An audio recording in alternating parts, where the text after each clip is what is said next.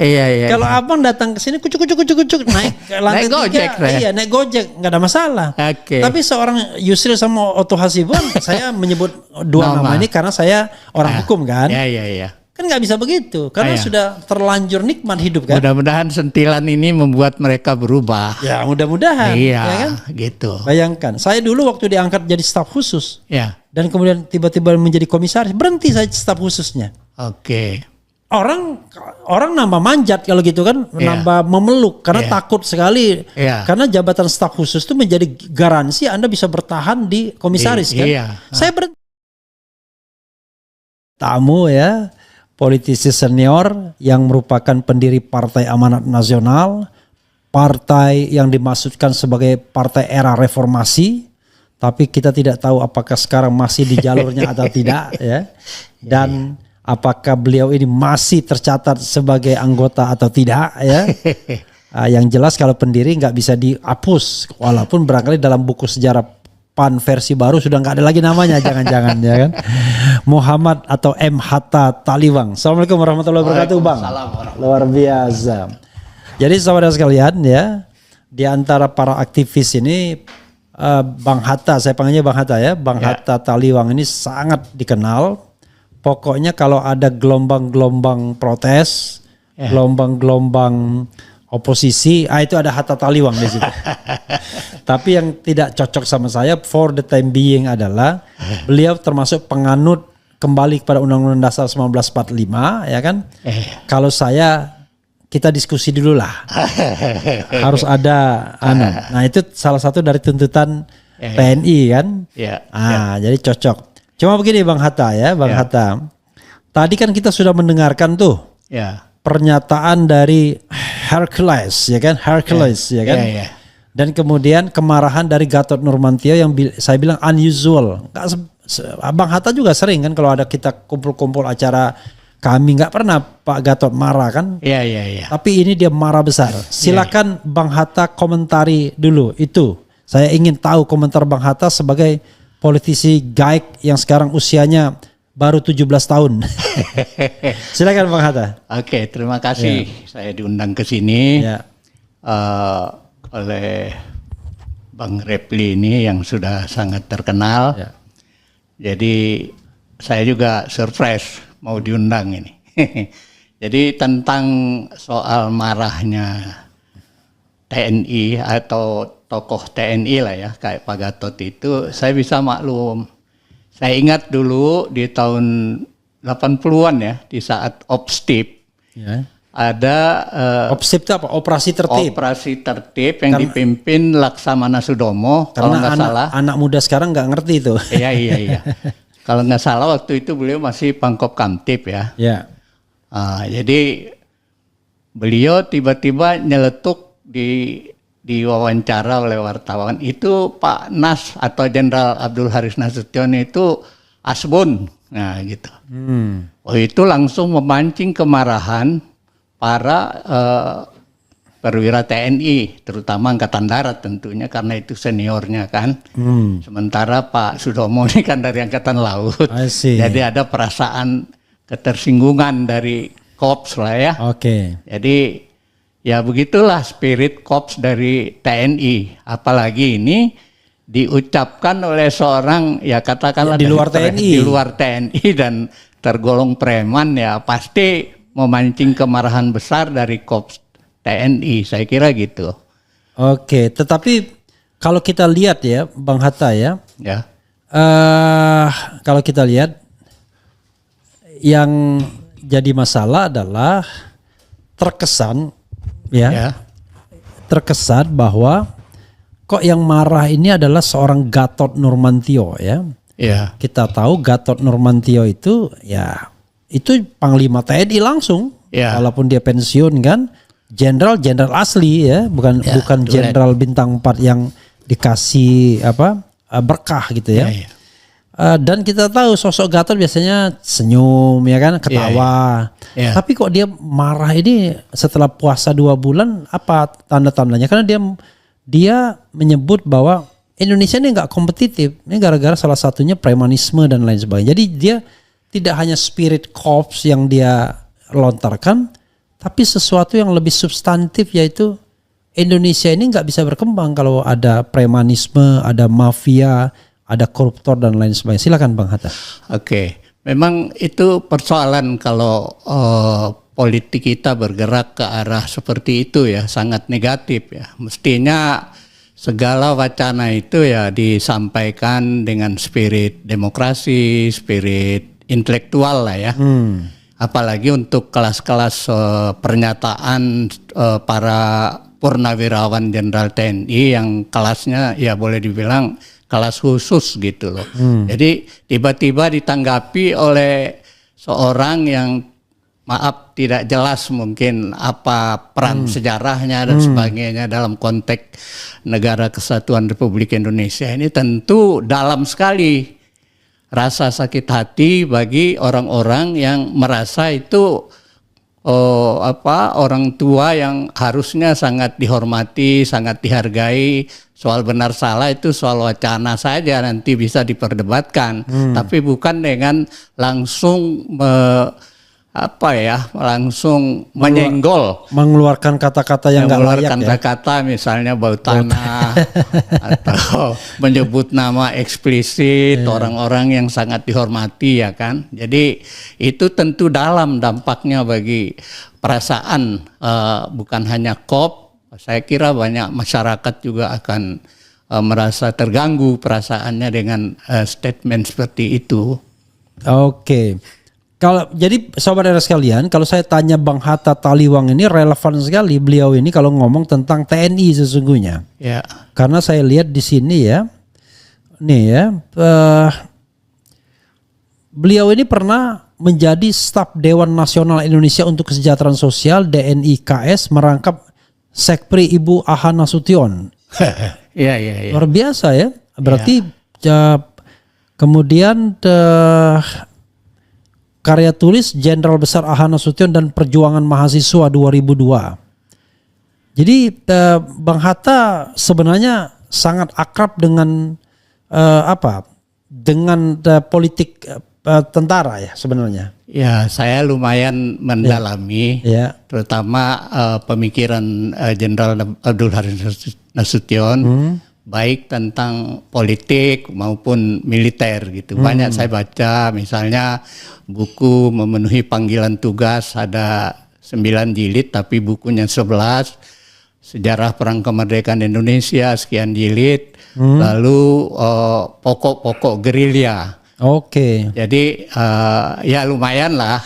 Oke. Saya memahami apa itu Dwi Fungsi ABRI, riwayatnya, bagaimana konflik-konflik di era peralihan kekuasaan antara Nasution dengan Soekarno dan sebagainya. Itu lumayan lah saya pahami.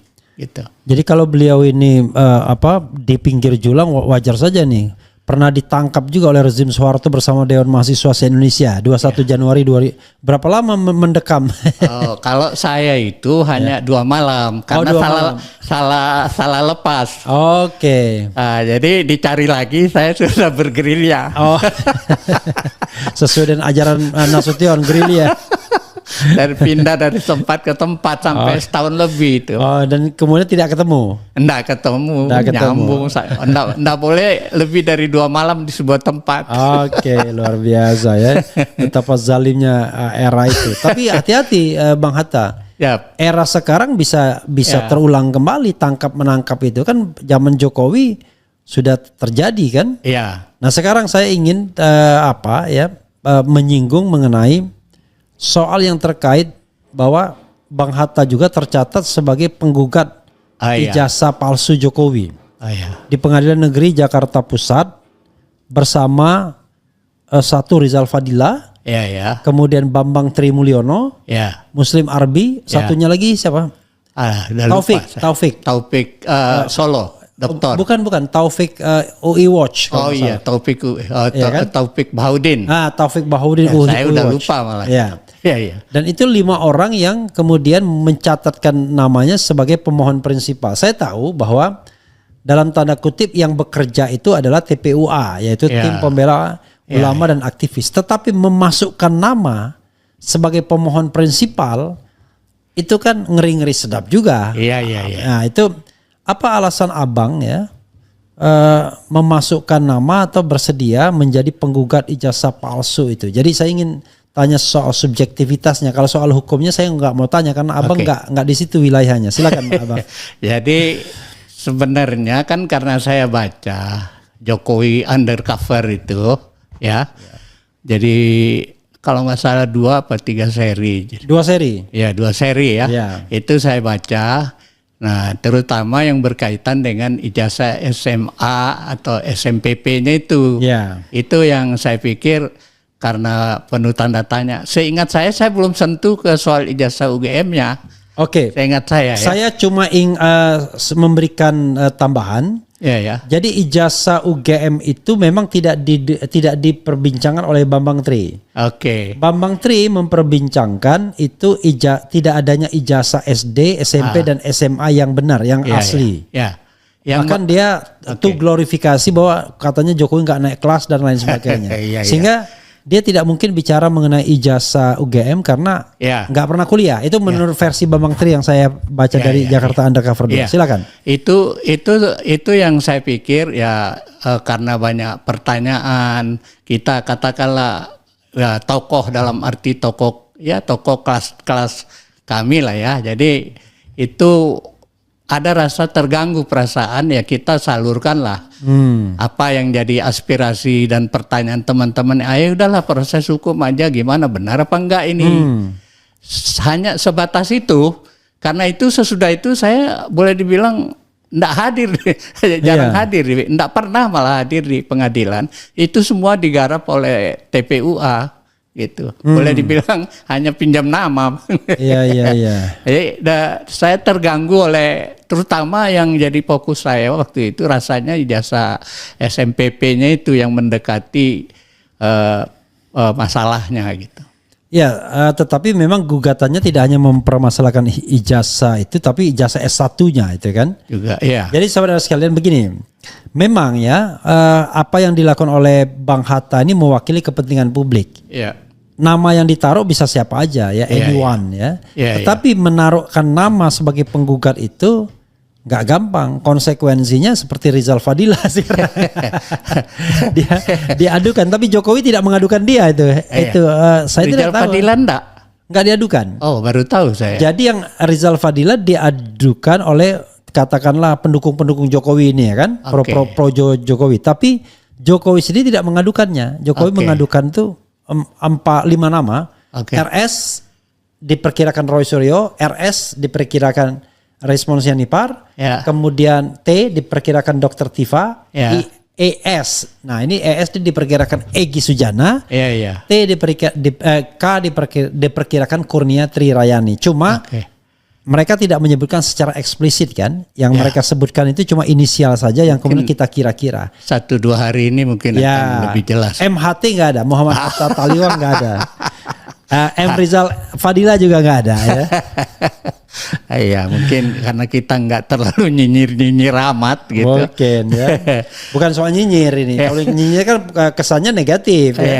Mungkin tidak terlalu vokal tepatnya kan. Tidak terlalu vokal. Kalau nyinyir itu pernyataan mereka yang mau begitu. Jadi Bang, apalagi soal ijazah palsu ini yang abang lihat, ada satu fenomena akhirnya Jokowi keluar kandang. Selama ini kalau kata orang Jawa, nabok nyilih tangan. Nabok nyilih tangan. Jadi dia sendiri tidak pernah mengadukan ke polisi, tapi pendukung-pendukungnya itu entah secara organik, entah dibayar, kita nggak tahu. Wah, tiba-tiba dan di-entertain oleh polisi. Bambang Tri sama Gus Nur misalnya, nggak jelas kesalahannya apa karena tidak ada pembuktian yang memadai, tangkap dulu. Dulu Sagana Nenggolan, Jumhurnya tangkap dulu kan begitu. Nah sekarang pertanyaannya adalah kalau kita lihat sekarang Jokowi hadir sendiri in person. Kalau abang kan bisa melihat, barangkali abang, karena saya lihat abang sekarang di FISIP ya, untuk S3 ya. Barangkali simbol. Biasanya the King of Java atau Java King itu nggak mau dia turun langsung begitu. SBY melakukan itu waktu dia jadi presiden. Dia datang sendiri ke Polsek, kalau nggak salah waktu itu setingkat Polsek kalau nggak salah dia, Iya, nggak salah. iya. Atau Polres ya? Ke Polda kayaknya. Saya ingat Oh, ke Polda fotonya. ya, Polda. Ya. Nah, ke Polda ya, mengadukan penghinaan terhadap dia. Oleh Wakil Ketua DPR waktu itu Ya, lupa saya namanya. Orang Solo ya? Orang Solo. Aduh, Zainal apa ya? Dari partai Ma'arif. Ya, Zainal Ma'arif dari Partai Bintang Reformasi. Iya. Pada waktu itu memang tuduhannya serius banget. Ya kan, kalau dia waktu sebelum masuk Akmil sudah nikah duluan, sudah punya anak dan lain sebagainya kan. Nah, dia mengadukan itu karena dia merasa terganggu kan. Sekarang Jokowi juga datang. Apa pendapat Bang Rizal ketika seorang Jokowi hadir ke sini? Bang Hatta, kok Bang Rizal? Hah? Bang Hatta. Oh, Bang Hatta. Karena mirip-mirip Rizal Fadila. Yang berkali-kali ke sini Rizal Fadila soalnya. Dan saya kalau bilang Bang Hatta itu agak gimana gitu, karena ingatnya Hatta yang lain, Hatta Rajasa, Hatta yang makmur. Iya, ini Hatta yang kalau teman Refli Harun ini yang pejuang ya kan, yang di pinggir julang. Kalau yang makmur enggak biasanya. Silakan. Jadi sorry gini, Bang Hatta ya, Hatta Rajasa ya. Ya, gini. Sebenarnya kan ini persoalan sederhana. Ya. Cukup tunjukkan di publik, ini loh, ngapain sih kalian ribut-ribut, selesai kan? Ya. Nah, ini kenapa harus menelan banyak korban gitu. Ya. Kalau Gus Nur, Bambang Tri bahkan sudah 2 kali masuk penjara. Ya. Kan? Undercover 1 penjara, undercover 2 penjara lagi. Iya, itu luar biasa itu Bambang Tri. Terus Gus Nur. Nah, kalau jadi ini yang 5 ini misalnya terpenjara lagi, itu korbannya gitu banyak sekali itu dalam kasus ini. Dalam kasus ijazah palsu ini, isu ijazah palsu ini sedemikian rupa kok kan. Apakah akan kita biarkan terus-menerus ini berlarut-larut, ya kan? Ya, sementara kan itu sesuatu yang sederhana. Nah, saya juga tidak ngerti apakah lewat undang-undang keterbukaan informasi publik itu sebenarnya pejabat, ya karena Pak Jokowi masih pejabat kan, sekarang pejabat dan antara lah minimal, itu nggak bisa digugat untuk memperlihatkan aja biar selesai gitu loh. Artinya kan kita ini bangsa yang sangat arif ya, pasti suatu hari itu ada permaafan, ada apa dan sebagainya. Berapa banyak pemimpin kita yang besar dosanya atau dimaaf-maafkan aja gitu. Kalau memang benar ya apalagi gitu. Mengapa harus panjang? Sehingga secara politik kadang ada tanda tanya ini di kepala saya ini. Apa ini cara untuk terus membuat nama Jokowi itu beredar di publik atau bagaimana gitu loh. Ya, lalu menurut Abang ini konspiratif sifatnya? Ya, memang kalau dari awal saya lihat ada konspirasi besar sih untuk mendorong dari sejak wali kota menuju gubernur, menuju presiden itu. Feeling saya aja ini bahwa kan kalau lihat tingkat ketokohannya waktu itu nggak seberapa lah dibandingkan misalnya dengan Din Samsudin yang punya perguruan tinggi 180 Muhammadiyah itu kan.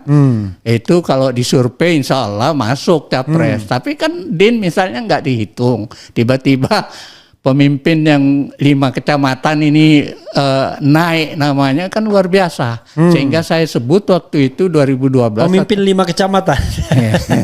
Solo 5 kecamatan waktu itu. Ya. Wali kota lah, itu membawa lebih kurang 5 kecamatan lah. Itu bisa mendominasi survei dan sebagainya. Sehingga saya berkesimpulan waktu itu di 2012-2013 sebelum pemilihan presiden ini mesin peluncur besar ini saya pikir. Ada mesin peluncur besar yang mendorong dia ke angkasa Jakarta hingga ke angkasa Indonesia. Luar biasa. Dan itu berarti bukan peluncur roket lagi, peluncur nuklir itu. Nah, luar biasa pokoknya mesin besar. Sehingga saya pikir ini namanya mungkin itu yang disebut konspirasi dan sebagainya itu. Nah, kalau kita bicara mesin peluncur besar itu ya. Ada orang mengatakan bahwa wah ini not only konspirasi dalam negeri. Kalau cuma konspirasi dalam negeri modalnya tak banyak ya kan. Ini konspirasi luar negeri juga.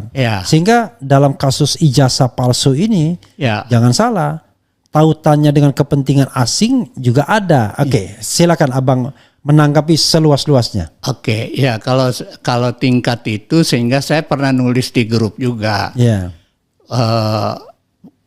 Bagi kawan-kawan yang ingin memenjarakan Jokowi dengan kasus ijazah ini, saya bilang ya mungkin berat lah, karena terkait dengan banyak orang yang akan memikul beban kesalahan dan sebagainya yang akan juga menjadi persoalan hukum.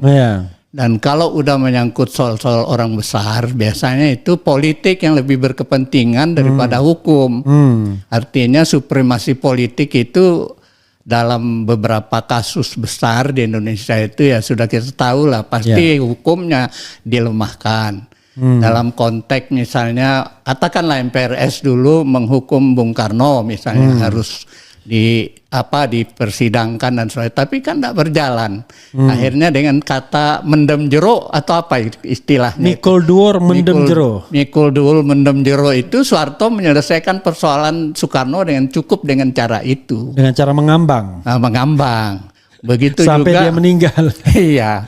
Begitu juga soal Pak Harto. Pak Harto mengambang juga. Mengambang juga. Tapi jangan lupa Pak Harto sudah jadi tersangka. Sempat. Sudah jadi terdakwa, tapi belum pernah hadir memang. Ya belum, dan akhirnya ya mungkin setengah hati juga lah saya. Ditambah dengan ada lagi fakta lain bahwa kita ini saya sebut sebagai negara kompromi itu adalah dalam kasus peralihan kekuasaan itu, perubahan itu, Golkar misalnya harusnya dibubarkan, kan ternyata nggak bubar.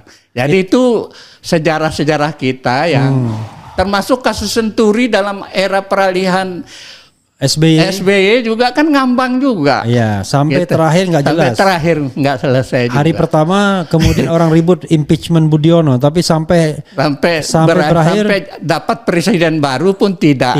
Dan orang lupa. Jadi kasus itu cuma menaikkan beberapa politisi, salah satunya Akbar Faisal dulu. Kasus Senturi siapa lagi ya? Oh ini Ade Komarudin. Ya banyak lah yang jadi bintang-bintang muda lah. Oh termasuk Bambang Susatyo segala kan?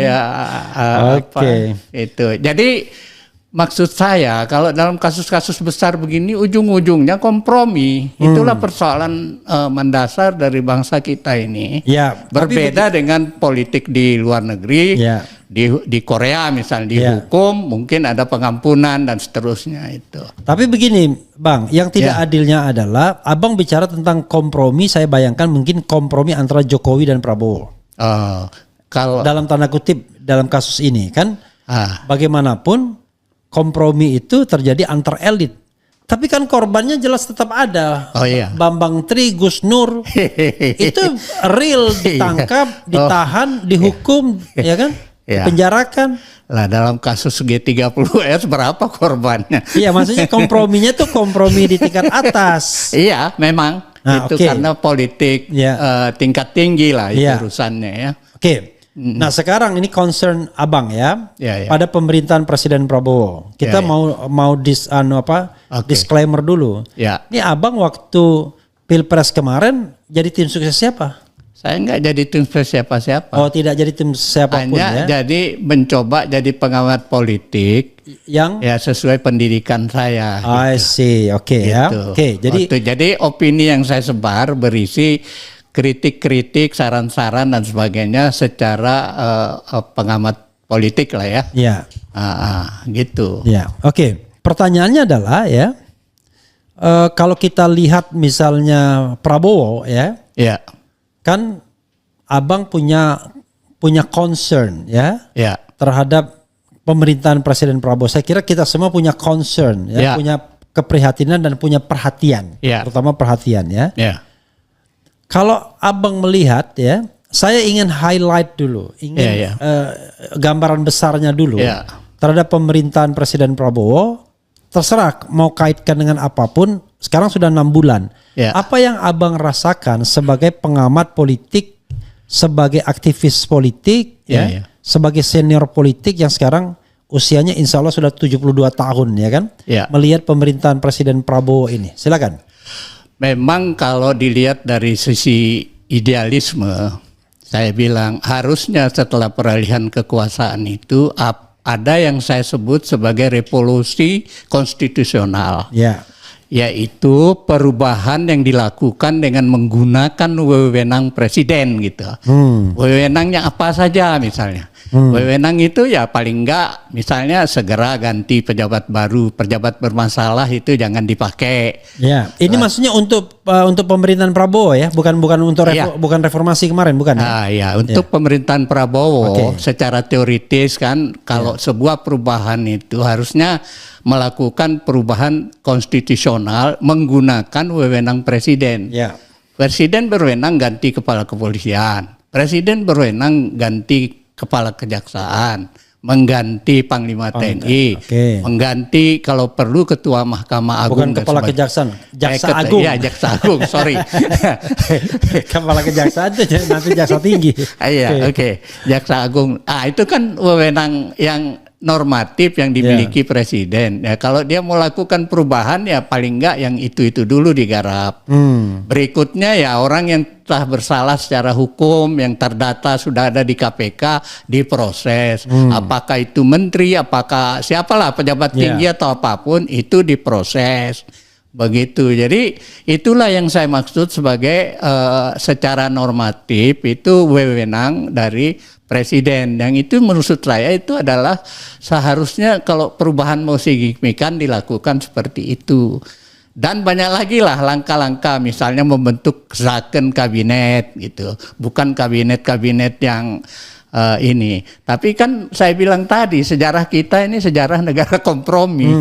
Jadi ya pasti ada pertimbangan politik kenapa harus dilakukan yang seperti ini. Ada pertimbangan subjektif kenapa harus melakukan hal-hal yang seperti ini. Sehingga saya lihat Prabowo memberi solusi dengan cara apa yang saya maksud mungkin sebagai revolusi menolong rakyat. Dengan kebijakan-kebijakan misalnya ya yang langsung bersentuhan dengan rakyat. Harga gabah ditentukan, makan bergizi gratis, pupuk mafianya dipotong, lalu listrik misalnya didiskon. Itu untuk rakyat semua yang langsung. Gitu. Banyak buruh dinaikkan upahnya 6,5%. Apalagi banyaklah ya kebijakan-kebijakan. Termasuk untuk perbaikan ekonomi misalnya dia berusaha kunjungan ke luar negeri dapat komitmen mungkin ada 1.000 triliun barangkali yang didapat dari luar ya itu dari ke Arab dari ke Inggris dan sebagainya itu jadi semua kebijakan-kebijakan yang ditempuh itu langsung banyak menyentuh ke rakyat misalnya honor guru dinaikkan apalagi dan banyak saya tidak enak sebut satu-satu ini pokoknya banyak hal-hal yang langsung ke rakyat dia nggak gitu memperhatikan apa yang menjadi isu-isu kelas menengah misalnya adili Jokowi atau ya termasuk yang terakhir soal ganti pupuk Parpa dan sebagainya itu jadi itu yang saya lihat dalam perspektif saya. Ya dia selamatkan dulu lah rakyat yang banyak ditimpa masalah oleh kebijakan-kebijakan di masa lalu juga gitu. Gitu. Jadi kalau kita bicara itu kebijakan yang apa istilahnya ya? Kalau misalnya orang luka itu dikasih apa gitu ya? Pertolongan pertama pada kecelakaan. Itu P3K. Kita bisa memahami P3K itu sebagai sesuatu yang harus dilaksanakan. Tetapi kan itu bukan satu-satunya hal yang bisa menyelesaikan bangsa ini. Oh iya, sangat banyak. Akar persoalan bangsa ini menurut saya satu korupsi. Itu akar itu. Anda mau bicara apapun, polisi nggak benar, ujung-ujungnya korupsi. Tentara nggak benar, ujung-ujungnya korupsi. Menteri nggak benar, ujung-ujungnya korupsi. Jadi nggak ada orang yang nggak benar itu bukan karena korupsi. Ya kan? Gaya hidup nggak ada, ujung-ujungnya korupsi. Nah, kalau sudah soal kepentingan korup begitu, ya kita nggak bisa berdebat dengan atau bermeeting atau bertemu dengan orang seperti itu. Pasti harus kita pisahkan antara air dan minyak. Lalu pertanyaan saya adalah sampai kapan yang namanya P3K ini dijalankan oleh pemerintahan Prabowo, ya, sampai kemudian dia akan berkonsentrasi untuk memperbaiki hal-hal yang sifatnya struktural? Ya, Gitu. Silakan, Bang. tentu yang lebih tahu ya Prabowo lah. Ya menurut Abang, menurut analisis Abang.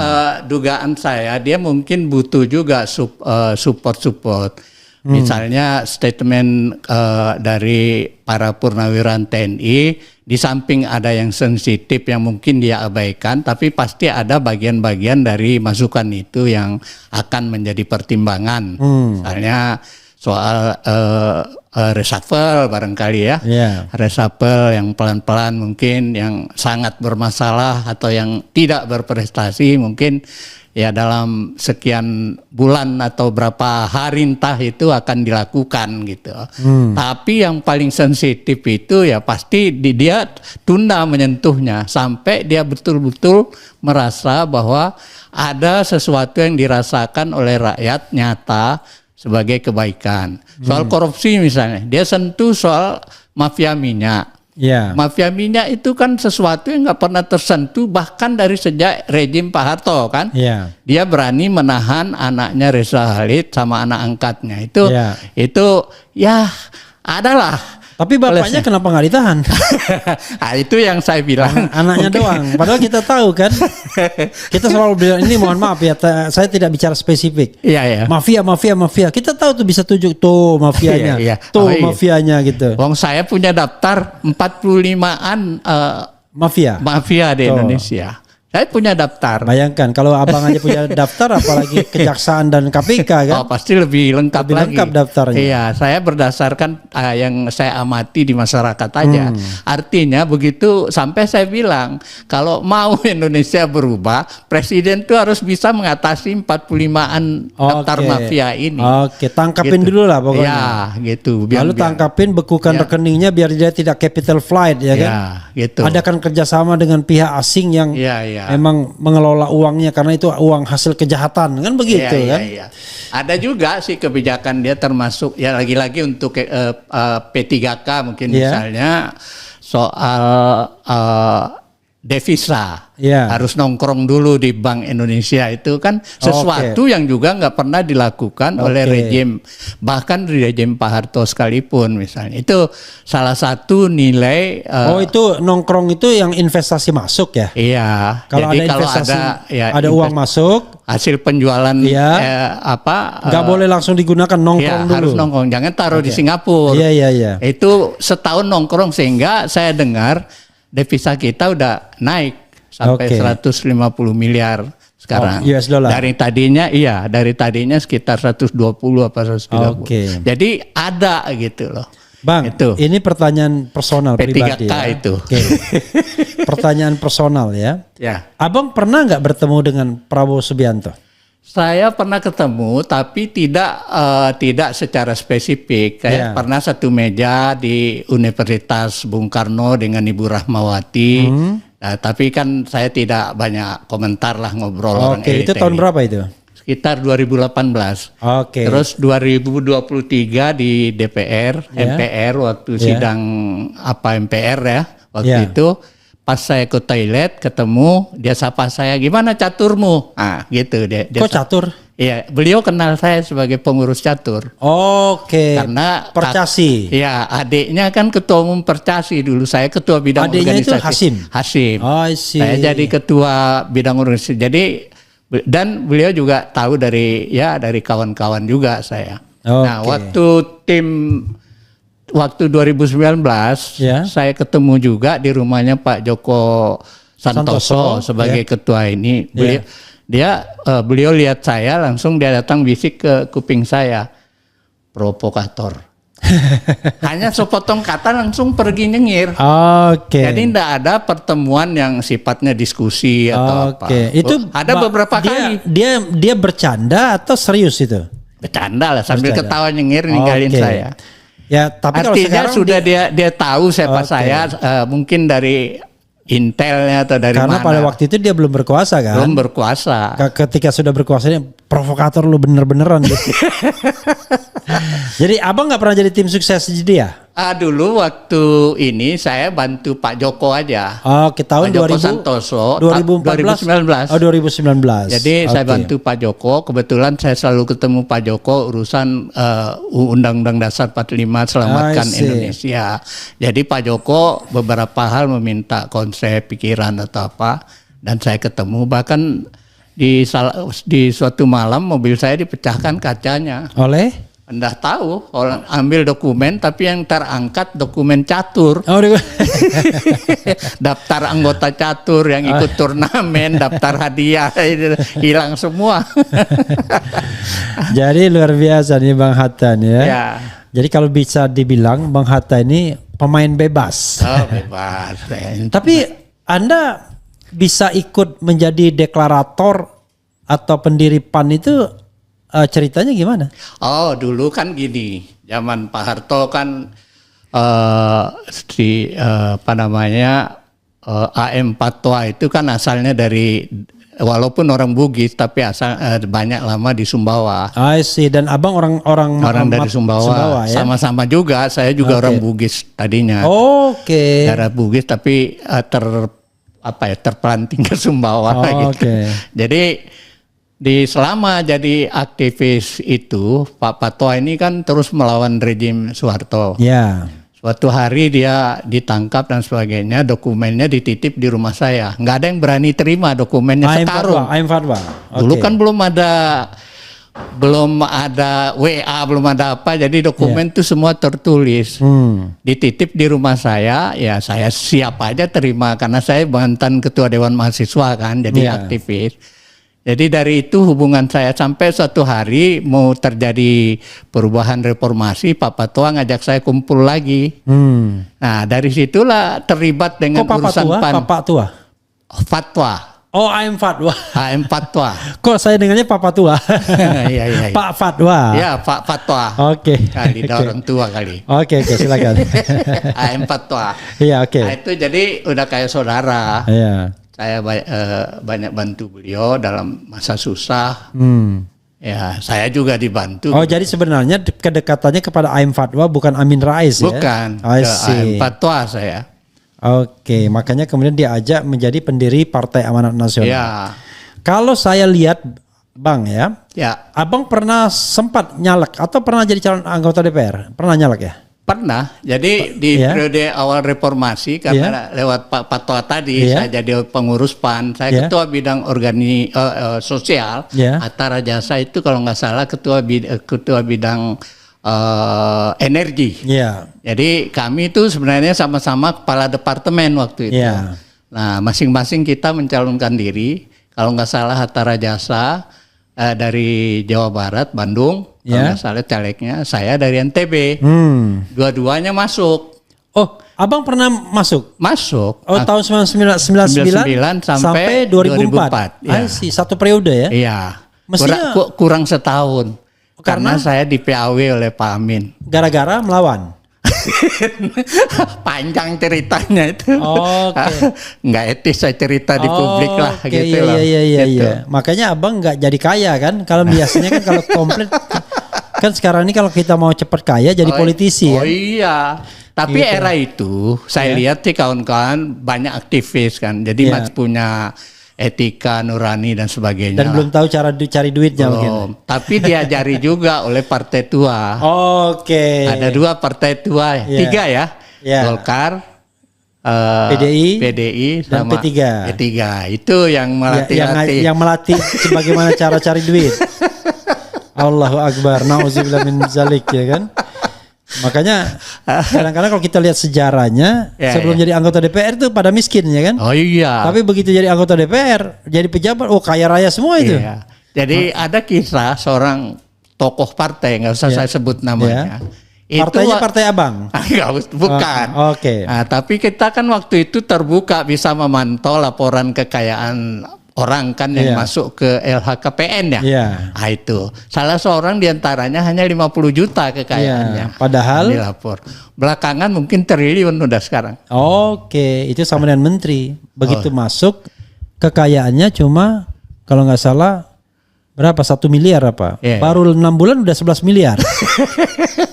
Kalau setelah pensiun saya perkirakan ratusan miliar. Nah itu. Karena mengelola dana yang bisa sampai triliunan. Memang untuk kaya di Indonesia bukan hanya bisnis. Tetapi jadi politisi. Jadi politisi, salah anggota satunya DPR itu tangga menuju kaya saya lihat. Tapi banyak juga orang yang generasi saya yang biasa aja hidupnya. Ya, susah. saya kira masih idealismenya ada di zaman awal peralihan itu. Kalau kita lihat ya, ada anggota DPR berkali-kali jadi anggota DPR kehidupannya biasa-biasa aja. Seperti misalnya Hidayat Nur Wahid ya kan? Iya. Itu kan dari era reformasi sampai sekarang jadi anggota DPR. Iya. Ketua MPR malah. Bahkan ketua MPR. Tapi kalau dilihat sehari-hari. Tapi nggak tahu jangan-jangan tabungannya banyak juga. Sorry Pak Kiai.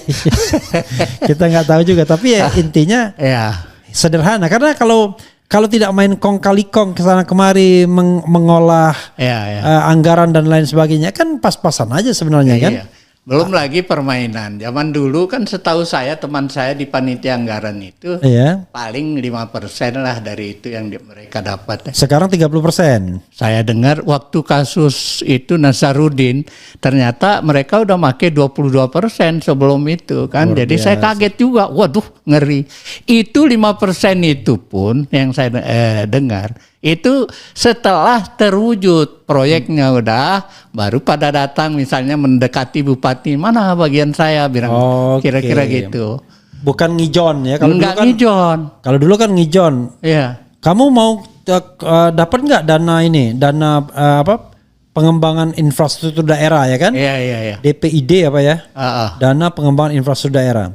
Kalau mau ijon dulu. Nah, kalau uangnya nggak cair kan mati dia kan. Nah itu yang saya tahu teman saya dulu dia datang berharap dapat dari seorang bupati yang saya dengar dia hanya dikasih 50 juta. Padahal kalau kita mau jujur ya. Iya. Di antara semua pejabat publik yang pendapatan resminya gede itu anggota DPR. Itu sebulan itu dia bisa dapat miliaran per tahun. Iya. Tetapi memang tidak ada apa-apanya dibandingkan komisaris kalau dia misalnya merangkap komisaris BUMN tapi bukan anggota DPR-nya kan. Itu bisa semiliar per bulan. Kalau komisaris Pertamina, Telkom, bank dan lain sebagainya. Saya tidak tahu ya. Ini sebuah pertanyaan yang saya kira tidak gampang menjawabnya. Dari mana kita harus memulai ya? Gini, kita sebagai seorang aktivis kan punya idealisme, punya something to be kita harapkan terrealisasi di masa depan. Yang saya katakan sebagai baldatun thayyibatun wa rabbun ghafur kan? Iya. Sekarang kira-kira ya, saya cuma kasih 3 saja jalan untuk menuju masyarakat itu. Abang harus pikirkan 1 apa, 2 apa, 3 apa. Jadi dengan 3 jalan ini, insya Allah Indonesia akan jauh lebih baik. Silakan Bang, biar Abang tergerak. Jadi sebenarnya kalau didalami dengan mungkin kita berbeda soal yang ini ya.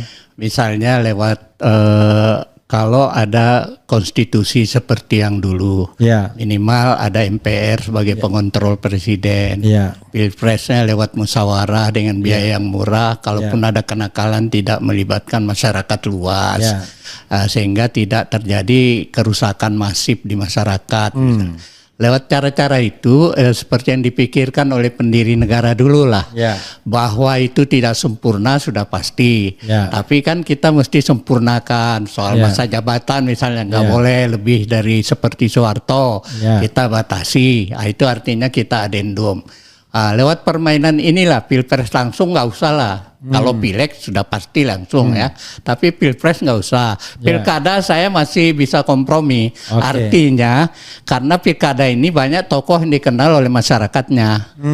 Jadi dia lebih dekat ke masyarakat. Jadi ya silakanlah pilih di antara menurut masyarakat mana yang terbaik. Tapi pilpres ini kan sering lahir dari proses yang gelap. Hanya wewenang partai. Partai ini kan tidak jelas pula, ya kan? Dia dibayar sekian, lalu orang nggak jelas siapa kualitas, bagaimana kapabilitas, tidak penting. Hanya mereka bicara, keterpilihan dan isi tas kan. Iya. Itu aja. Jadi soal pilpres lah yang paling sensitif menurut saya. Oke, jadi itu harus kita benahi. Jadi kunci pertama apa? Kunci pertama ya pilihlah di MPR. Oke, Gitu. jadi ubah musyawarah pemilihan presiden. Ya, Oke, ubah sistem pemilihan presiden dengan semangat konstitusi di mana ada kata apa istilahnya dulu penjelmaan rakyat. Oke. Jadi ada utusan golongan atau utusan daerah, ada utusan partai. Itulah jelmaan rakyat kan. Ya. Jelmaan inilah yang kita percayakan untuk memilih presiden. Kira-kira gitu sehingga enggak ribet, enggak waktunya. Dan saya tangkap Prabowo gelisah juga kemarin itu. Ya. Dia bilang aduh pilpres kita ini kok begini kan. Ada keluhan dia. Dia bilang Ya. costly. Ya. Kemudian Messi, Ya, waktu juga. kemudian apalagi dia bilang Lama ada waktu 4. tunggu itu loh. Dia ada 4 bilang. Ya. Jadi costly itu berarti berbiaya tinggi. Messi itu ya berantakan gitu ya, Ya. nggak karu-karuan. Apalagi ada 4 dia Ya, bilang. pasti kecurangannya lebih tinggi dan Iya. mudah diatur ya, gitu. Ya itu kita kalau mau bicara tanda petik selamatkan Indonesia ya kira-kira itu dulu lah sistem kontrol presiden dulu lah. Ya. Supaya presiden tidak semena-mena tiba-tiba nggak pernah kampanye pindah ibu kota, tahu-tahu pindahin ibu kota. Nggak Oke. pernah kampanye soal PSN, tahu-tahu daerah ini di PSN kan dan seterusnya. Jadi boleh dibilang kewenangannya udah berlebihan dan itu akhirnya menjadi problem. Seperti yang terjadi di Banten, terjadi di Rempang dan sebagainya ini kan karena nggak ada kontrol presiden kan, gitu. Oke. Itu kira-kira solusi strategisnya begitu. Oke. Nah, selebihnya ya jangka jauh ya pendidikan politik rakyat harus diperbaiki. Oke. Kan gitu. Dan seterusnya. Saya kira sudah Tapi banyak yang ngerti lah. Jadi keywordnya adalah kembali pada Undang-Undang Dasar 45 dan dengan nanti kemudian adendum lah. pemilihan presiden. Walaupun sebenarnya Ya. ada satu soal yang menurut saya ngapain kembali kalau begitu? Kenapa nggak diadendum lagi sekarang dengan perbaikan lagi kan? Oke, tapi itu oke lah. Itu ya perdebatan panjang. Ya, itu perdebatan panjang. Ya, artinya lebih sederhana kembali daripada kita bongkar-bongkar yang dari yang sudah ada dan seterusnya. Oke. Tapi bisa itu undang-undang dasar seperti Amerika saya dengar yang apa yang sudah dibuat oleh tahun 2002 itu semua tidak akan hilang dari dokumen, dicatat aja. Ya. Tetapi tetap ada perubahan berikutnya lalu memuat kembalinya itu. Oke. Kira-kira gitu solusi yang bisa kami sudah diskusikan panjang lebar gitu loh. Itu abang dengan kelompok yang mana itu? Kayaknya ada di situ yang setuju dengan kembali kepada Undang-Undang Dasar 45 yang merupakan tuntutan Purnawaran TNI nomor 1. Ya. Itu di mana abang juga ikut di sana, itu siapa aja tokoh-tokoh atau kelompok abang yang abang sering berdiskusi itu, biar bisa disebutkan. Jadi waktu gerakan Selamatkan Indonesia itu tokohnya itu Ibu Rahmawati Soekarno Putri sama Pak Joko Santoso, saya sekretarisnya. Lalu kita datang ke MPR ratusan orang waktu itu. Lalu ada berkembang lagi misalnya gerakan kembali ke UUD dipelopori oleh Jenderal Tiasno. Ada itu kelompok kan namanya. Kelompok abangnya. Maklumat. Kalau yang saya itu dengan Pak Prianto. Oh, Prianto yang wakil gubernur. Ya. Lalu ada dari kelompok Pak Din Samsudin, gerakan kembali ke UUD 45 juga. Oh, Din Samsudin juga ikut? Iya, deklarasinya di Gedung Juang. Ya, saya sekretaris juga di situ. Siapa lagi? Jadi ada kelompok yang kami yang lebih bebas ini namanya kelompok kerja kembali ke UUD 45. Maksudnya untuk merumuskan siapa aja? Ya, di situ banyak yang muda-muda di siapa? situ. Misalnya si Mustika Sani. Enggak gitu dikenal ya. Ada Kiki. Ada 56 orang. Ya, tapi yang tokoh-tokohnya aja siapa? Kalau yang seniornya yang sudah menjadi penasehat misalnya Pak Fahru Razi. Oh, Fahru Razi. Ya, jenderal. Yang senior-senior Pak Taufikur Rahman Ruki. Ruki juga ikut juga. Ikut. Terus banyak beberapa yang sudah ini ya, Kalau intelektual akademisinya siapa? Akademisi Dr. Mulyadi. Oh, Dr. Mulyadi ikut juga. Ya, iya. Oke. Nah, terus kalau yang lama-lama kami ini gabung ke kelompoknya Presidium Kembali ke UUD 45 yang dipimpin Pak Tri Sutrisno. Oke. Nah, di situ sekretarisnya adalah Pak Ihsanuddin Nursi. I see. Nah, di situ ada Pak Lanyala Mataliti gabung. Oke. Ada banyak sekali tokoh di situ. Jadi sekarang jauh lebih tanda petik menggumpal lah gitu lah. Oke, Bang. Ke sana. Sepanjang yang saya tahu atau sependek pengetahuan saya ya. Iya, ya. Kembali kepada Undang-Undang Dasar 45 itu manifesto Gerindra yang sependek saya tahu. Dan sebenarnya untuk kepentingan sejarah Prabowo juga tertarik sebenarnya kan kembali kepada Undang-Undang Dasar 45 karena dia mengingat dalam tanda kutip so-called masa kejayaan Orde Baru ya kan. Karena dia bagian daripada itu. Ya. Orang seperti Bu Rahmawati akan tertarik juga. Dia akan melihat inilah Bung Karno sebagai orang yang paling banyak perannya di dalam PPKI kan sebagai ketua PPKI yaitu Panitia Persiapan Kemerdekaan Indonesia yang salah satunya adalah mengesahkan Undang-Undang Dasar 45 ya. Tapi persoalannya adalah kesannya ya kok seperti romantisme sejarah saja ini. Karena saya mengatakan not proven under 1945 Constitution itu Indonesia menjadi negara yang benar. Coba you name it. Di mana kita di bawah Undang-Undang Dasar 45 itu kita dianggap negara hebat. Yang terjadi di bawah Undang-Undang Dasar 45 itu memunculkan dua rezim otoriter. Rezim otoriter Orde Lama dan rezim otoriter Orde Baru. Pertama, karena tidak konsekuennya para pemimpin bangsa itu sendiri terhadap UUD 45. Misalnya dekret presiden kembali ke UUD 45, ternyata presiden menerapkan demokrasi terpimpin, di mana kekuasaan tersentralisir ke Soekarno. Jadi ya enggak ada lagi, masa di era itu ketua MPRS jadi menteri, ketua Mahkamah Agung jadi menteri. Jadi enggak ada sebenarnya, bahasanya mungkin tidak konsekuen terhadap pesan-pesan konstitusi. Mungkin karena peran sejarah mereka yang hebat, lalu dia merasa punya kewenangan untuk melakukan apa saja demi menurut versi dia ini loh cara menolong Indonesia. Pak Harto juga gitu, ya kan? Justru sangat keras kritik dari tokoh-tokoh bangsa termasuk YLKB, Yayasan Lembaga Berkonstitusi Pimpinan Bung Hatta kan. Nah, dulu juga Bung Hatta dengan kawan-kawan Liga Demokrasi juga keras mengkritik Soekarno. Nah, di era Pak Harto, Bung Hatta juga mengkritik pelaksanaan UUD 45 termasuk Jenderal Nasution, Ali Sadikin membentuk petisi 50 dan seterusnya. Itu selalu judulnya itu adalah tidak konsisten atas pelaksanaan UUD 45. Nah, ya boleh dibilang dui fungsi itu disalahgunakan. Tentara menjadi dominan di berbagai sektor kehidupan kan sudah tahu lah ya. Itu semua. Angkatan 7778 kami ini juga dulu juga kritik soal pelaksanaan UUD 45. Jadi kita menganggap masa-masa itu masa yang belum konsisten.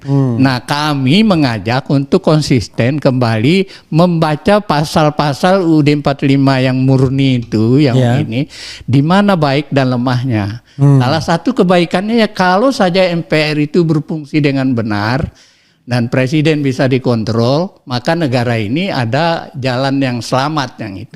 Jadi implementasinya nanti ke depan itu tidak lagi mengacu kepada referensi-referensi yang masa lalu yang nggak beres itu. Jadi teks itu kita terjemahkan dengan benar dan baik lah.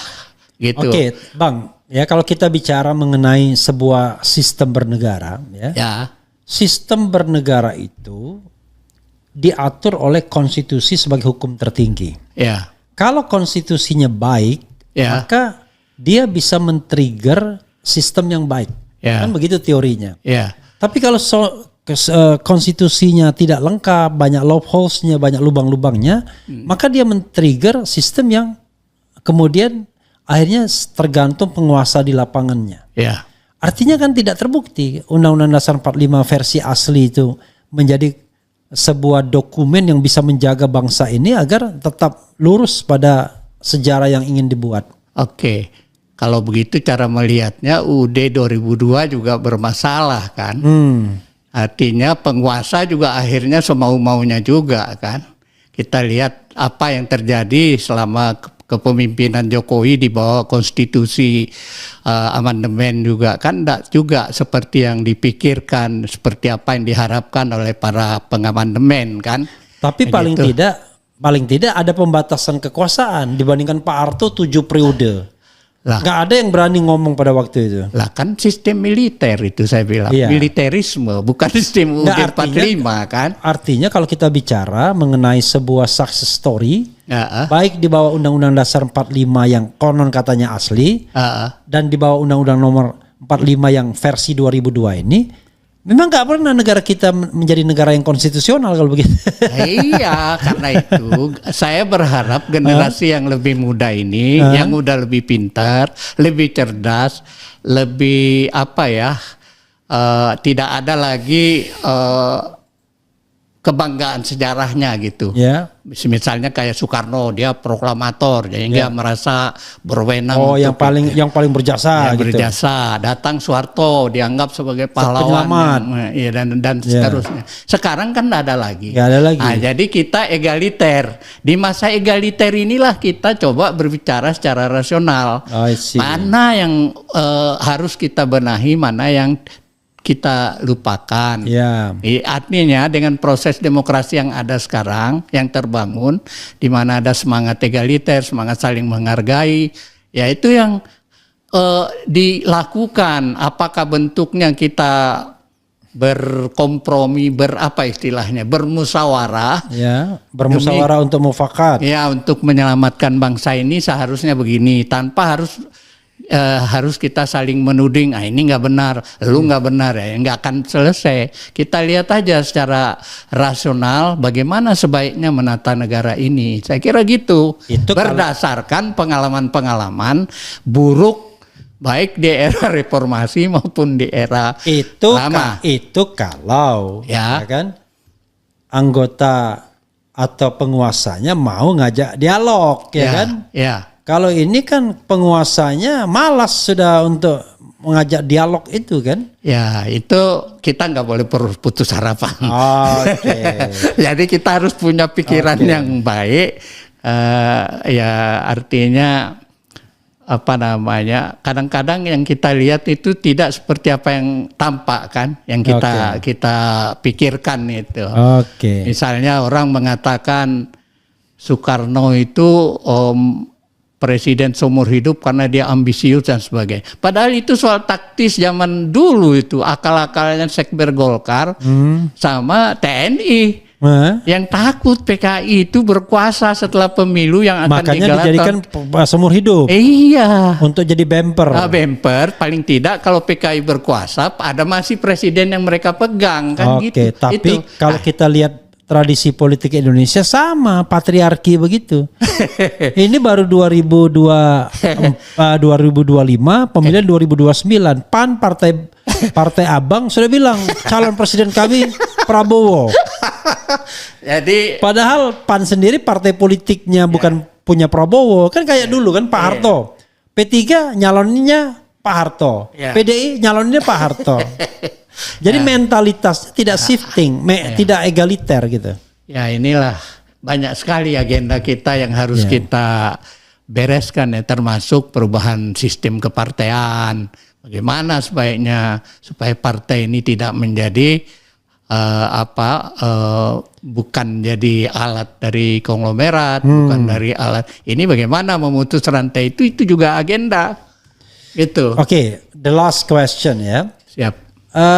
Sebelum closing statement, Abang yakin nggak dengan kepemimpinan Prabowo ini bahwa kan kalau kita lihat orangnya, kalau ngomongnya sih, seperti betul-betul cinta negara Republik Indonesia. Tapi kan orang kan tidak dinilai dari omongannya, tapi dinilai dari apa yang dilakukannya kan. Oke lah, kita tidak usah masa lalunya, itu nanti debatable. Yang dilakukannya selama menjadi presiden saja, ya kan? Itu sumpah presiden itu masih pakai teks yang lama kurang lebih kan? Saya bersumpah ya untuk menjalankan konstitusi dan undang-undang serta peraturan selurus-lurusnya serta bertakwa kepada Tuhan yang Maha Esa. Ya. Baru beberapa jam kemudian sudah dia langgar itu sumpah jabatan itu dengan sorry to say, saya kan ngomong apa adanya dengan mengangkat Mayor Teddy. Iya. Karena saya udah berkali-kali ngomong di sini. Ya. Undang-undang TNI tidak membolehkan TNI aktif untuk di luar 10 kantor ini. Ya. Nah, 10 kantor itu tidak termasuk sekretariat kabinet. Bagaimana seorang katanya patriot, cinta negara Republik Indonesia, tapi kemudian baru bersumpah beberapa jam kemudian sudah dia langgar sumpah. Iya. Jadi kalau saya lihat, maksud saya gini. Lalu saya berpikir, jangan-jangan dia nggak peduli juga dengan undang-undang dasar, atau dengan undang-undang itu. Yang dia pedulikan adalah apa yang dia pikirkan dan kemudian dia laksanakan apa yang dia pikirkan itu. Lah itu bisa otoritarianisme itu. Pak Harto kan melampaui konstitusi dan melampaui undang-undang. Jokowi juga melampaui konstitusi dan undang-undang. Kan gaya Jokowi, kalau undang-undangnya tidak sesuai dengan keinginannya, undang-undangnya diubah. Nah ini sama. Tidak sesuai dengan keinginannya, undang-undangnya diubah. Menyesuaikan dengan kepentingan untuk Teddy misal ya. Walaupun ini baru contoh kecil. Tapi kan kalau kecil saja kita sudah tidak permasalahkan, takutnya tambah besar nih barang. Silakan. Ya Bang. Kita tetap melakukan kontrol-kontrol seperti itu. Kalau saya sih artinya masih melihat ada harapan kepada dia, karena saya belum melihat ada potensi lain yang akan bisa lebih baik, lebih baik dan bisa terpilih. Orang baik seperti Anies. Nah, persoalan keterpilihan ini juga bagian dari permainan kan. Jadi itu yang saya khawatir. Jadi ini ada orang yang saya anggap masih ada niat baik. Ya kan di dia ini. Bahwa ada yang dia lakukan, katakanlah semacam diskresi dia itu bagian dari taktik dia untuk menyelamatkan keamanan pribadi dan ini dan sebagainya, mungkin saya anggap seperti itu. Tapi yang saya lihat sih ada niat baik. Salah satu misalnya sekarang kan umat Islam kan tidak pernah lagi dibully, di apalah ya di kayak era Jokowi. Ya kan? Nah, itu kan sebuah plus juga. Orang Muhammadiyah udah bisa jadi menteri kan gitu. Akomodasi seperti itu saya anggap sebagai. Tapi inner circle-nya kan banyak sekali. Yang maaf kata ya, yang dari kelompok minoritas tuh inner circle-nya. Coba lihat. Itu inner circle dan kemudian yang disalurkan BUMN dan lain sebagainya yang membackup kekuasaan lama dan baru gitu. Ya itu pasti dari mungkin berbeda dari konsep sebelum 13 Oktober kan. Jadi kita ya maklum aja dia. Saya anggap dia sedang main juga lah gitu loh. Dia main. Tapi yang jelas apa yang dia lakukan dalam bentuk P3K itu aja kan saya tangkap ada niat baik. Nah, selama kita belum temukan yang lebih baik dari ini, ya mau tidak mau realistis. Politik itu kan realistis, ya kan? Jadi ya kita lihat aja lah, udahlah, yang ini dulu lah. Mungkin skornya 6, ya udah kita usahain naik jadi 6,5 atau 7 dan seterusnya. Jadi ya politik itu ya begitulah ya dalam konteks Indonesia yang runyam tentunya. Kecuali kita udah mapan, stabil dan sebagainya, baru bisa kita bicara yang lebih idealis. Saya khawatir ya ketika P3K itu sudah selesai, atau jangan-jangan 5 tahun itu cuma P3K aja. Ya sama-sama lah kita jadi lihat. shortcut policy. Jadi polisinya shortcut semua. Kita dan lihat tidak strategis. Tidak strategis ya. Tidak going into depth. Yang strategis itu seperti yang saya bilang, dia lakukan revolusi konstitusional sebagai perubahan radikal lewat kewenangan presiden. Itu kuncinya. Dekret maksudnya. Nggak sampai ke situ juga. Dekret kalau nggak didukung banyak orang kan repot, bisa nggak karuan juga, ya kan? Yang bisa aja dalam kewenangan dia Ya, ganti ganti menteri, ganti perpu itu bisa kan sebenarnya. Perpu bisa digunakan. Tapi itu bisa dia lakukan ya kalau dia punya pembantu yang lurus. Itu. Pembantu yang tidak punya vested interest. Pembantu yang tidak punya conflict of interest, pembantu yang tidak memupuk harta kekayaan, pembantu yang tidak jualan. Ya. ketika menjadi pejabat publik. Ini kan pembantu-pembantunya jualan semua. Ya, ini yang kita lihat. Diangkat sebagai pejabat publik, perusahaannya bejibun. Ya. Diangkat menjadi pejabat publik, kantornya masih menggunakan nama dia. Ya. Ya kan? Jadi bagaimana kemudian itu kita ruang kita untuk kritisi terus saja. Sepanjang dia tidak melakukan represif terhadap kita ini, udah kita. kalau misalnya gini ya, di bidang hukum. Ya. Ya, ini terpaksa saya harus menyebut nama karena ini kan Ya. coba kita cek misalnya. Menteri Koordinator Hukum Yusril Iza Mahendra misalnya. Ya. Masih ada nggak kantor hukumnya? Saya dengar masih ada sih. Ya masih ada kan? Ya. Walaupun namanya Iza dan Iza, tetap aja itu kantor hukum dia. Oke. Dia yang menjadi founder dan kemudian orang yang paling berpengaruh, influencernya nomor 1 kan. Kalaupun ada adiknya dan lain sebagainya itu kan the second line aja. Nah, pertanyaannya adalah kira-kira Konflik. dia gunakan nggak itu sebagai conflict of interest, paling tidak trading in influence. Oke. Kan sangat mungkin. Ya kalau itu kan sejak era SBY dia udah seperti itu kan. Otto Hasibuan misalnya. Iya. Masih nggak kantor dia? Ya. Paling tidak kita lihat anaknya bela Jokowi. Nah maksud saya kalaupun saya menyebut nama ini kan kita demi kebaikan publik. Oh iya. Harus. Kan harusnya kan kantor itu harusnya dibubarkan. Ya. Bikin kantor baru Ya. yang dia tidak punya konflik of interest di sana kan begitu. Karena itu kan konsekuensi kan seharusnya. Kayak Pak Hugeng lah. Iya. Waktu beliau diangkat jadi Kapolri, toko bunga istrinya tutup. Nah itu jadi baru kita percaya. Iya. Tapi kan nggak mungkin orang-orang itu akan menutup ladang bisnisnya. Iya. Karena kehidupan mereka adalah kehidupan yang kehidupan yang mewah. Nggak kayak abang sama saya kutu kupret. Iya kan? Iya. Kalau abang datang ke sini kucuk naik ke lantai Naik Gojek, 3. Iya, naik Gojek nggak ada masalah. Oke. Tapi seorang Yusril sama Otto Hasibuan, saya menyebut dua nama ini karena saya orang hukum kan. Iya. Kan nggak bisa begitu karena sudah terlanjur nikmat hidup kan. Mudah-mudahan sentilan ini membuat mereka berubah. Ya mudah-mudahan. Iya, ya kan? gitu. Bayangkan, saya dulu waktu diangkat jadi staf khusus. Ya. Dan kemudian tiba-tiba menjadi komisaris, berhenti saya staf khususnya. Oke. Orang nambah manjat kalau gitu kan, nambah memeluk karena takut sekali. Karena jabatan staf khusus itu menjadi garansi Anda bisa bertahan di komisaris kan. Saya berhenti staf khususnya. Iya. Tapi saya tetap mengkritik karena saya bilang kredo saya BUMN itu badan usaha milik negara, saya bilang. Negara itu penguasa, rakyat dan wilayah. Bukan badan BUMP, saya bilang badan usaha milik pemerintah. Memang iya. Karena itu kalau Anda pengurus BUMN, it doesn't mean Anda harus tunduk pada presiden, nggak ada kaitannya. Presiden itu kan cuman mengatasnamakan saja, bukan milik pemerintah itu BUMN. Dulu era baru reformasi era Bu Mega, itu saya kan setelah berhenti dari DPR ngomong dengan katakanlah keluarga sekampung ya. Namanya Faisal Tamin. Menteri, Faisal Tamin, Menteri Aparatur. Ya waktu itu. Saya ngomong di rumah pejabat, saya lupa ada acara halal bihalal. Bang, saya bilang, bisa nggak saya jadi komisaris BUMN? Di ini kan saya dari Komisi 9 urusan keuangan perbankan, ngertilah saya bilang. Dia bilang wah berat, nggak bisa, you harus lulus tes ini banyak seleksi dan sebagainya, nggak bisa katanya. Nggak ada seleksi sekarang. Lah itu di zaman awal reformasi Bu Mega itu masih kayak gitu. Saya pendidikan apa ya kan lumayan, ini segala pengalaman anggota DPR. Nggak bisa jadi komisaris. Sekarang preman yang jadi komisaris ya kan?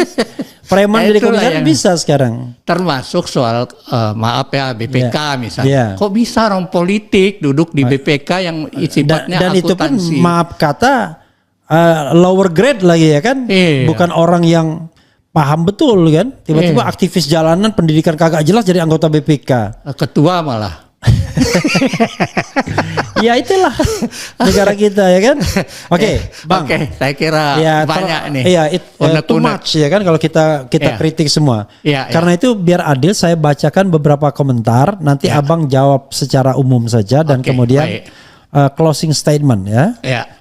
Kenapa Prabowo masih dibayang Jokowi? Dibayangi mungkin ya. Kelihatan banget karakter presiden kita, pribadinya nggak enakan ya kan.